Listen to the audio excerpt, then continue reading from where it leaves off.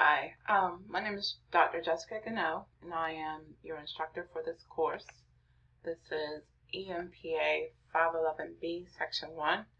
We are a fully online course for this semester, and I wanted to go over a couple of things with you to help you get started for the semester. So the first thing I want to talk about is who I am. So I am an adjunct professor in the Department of Criminal,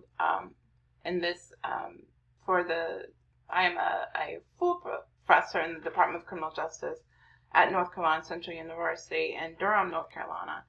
And so I'm an adjunct professor at the Southern University of Baton Rouge. And this semester I will be teaching you statistics for EMPA511B. All right. I have been teaching statistics online for a good long while and look forward to the opportunity to teach you this semester.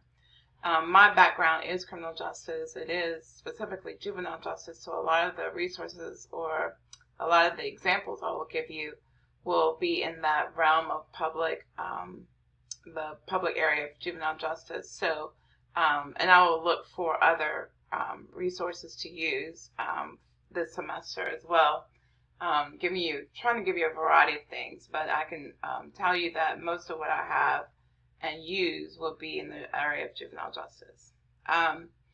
So this class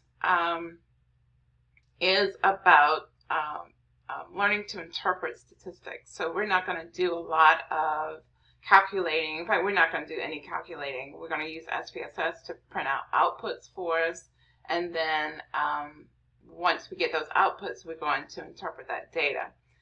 Initially, I will be providing you those outputs, and then I'll ask you to produce them yourself. The access to SPSS, you'll note here on the front of your first section, your welcome and class items, that you have instructions to access SPSS. On your syllabus as well, if you're having problems with that instruction access, I strongly suggest that you contact IT. And I can give you a specific name if you need that, but he's like over the entire IT, so I want you to contact IT directly and then see what the issues are. And then I think in the instructions they actually give you information on how to contact them if you have problems. So you will need access to SPSS, not the first week, but I want you to try in that first week to get access to SPSS so that by the second week, we can go ahead and do what we need to do as it relates to SPSS. Your syllabus is listed here. I'm going to do a separate video on the syllabus, but you can start looking at that.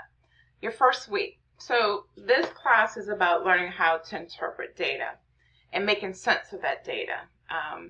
Like I said, we won't be calculating formulas or anything like that. But what you need to do in any public realm, you live and die by your numbers. You live and die by being able to answer questions that you have.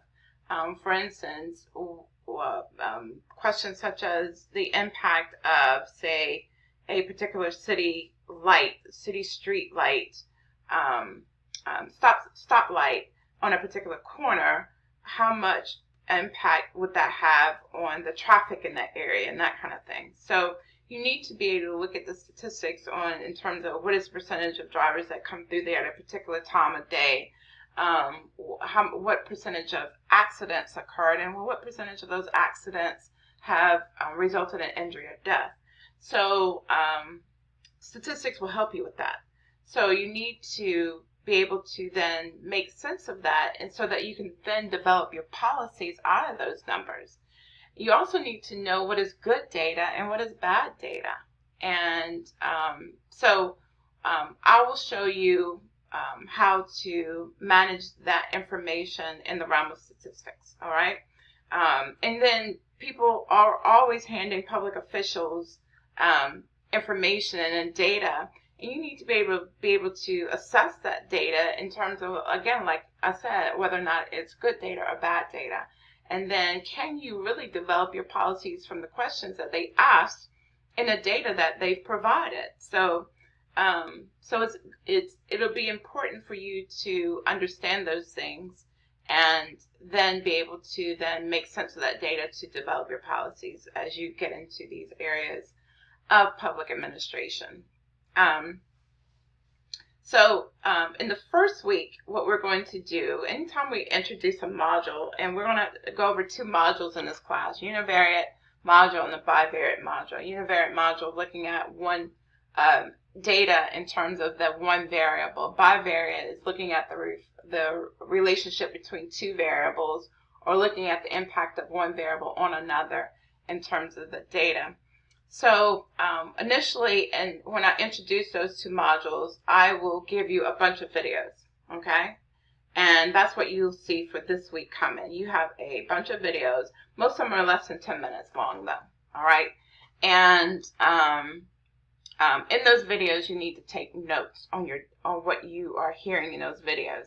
And I have a rubric on note-taking. So what's listed here are the videos, and then what I have here are your printed resources for this module, the univariate module. So you open that, and you'll see here your note-taking rubric, as well as some other handouts that you'll need as you go through the module.